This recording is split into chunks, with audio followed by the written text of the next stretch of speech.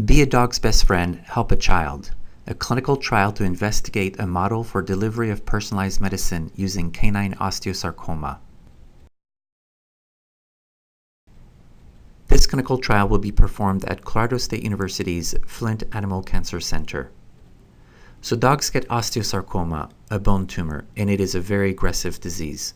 The current standard of care for dogs is to perform an amputation of the limb harboring the tumor for dogs that can do well with an amputation, followed by traditional chemotherapy such as carboplatin. Unfortunately, for the vast majority of dogs, they will die of the disease that has spread, typically to the lungs. With this current standard of care, 50% of dogs die within the first year of being diagnosed and about 80% within 2 years. In our study, we proposed to give the standard of care followed by a novel drug, a small molecule targeted therapy drug called dasatinib, with the hope that dogs will live longer.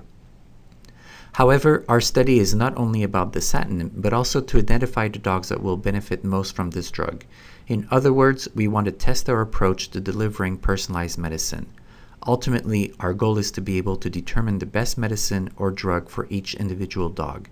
But the first step is to try this out using dasatinib because we have data to show this drug might be helpful for many dogs.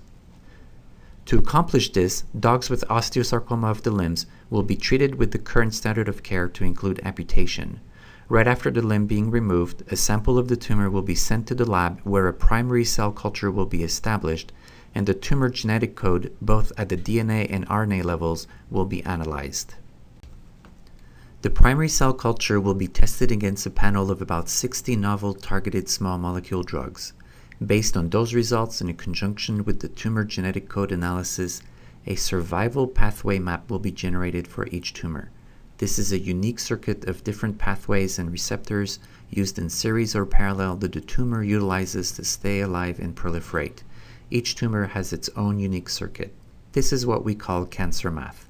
By using this cancer math developed by the engineers on our team, the hope is to be able to predict the efficacy of a drug such as dasatinib.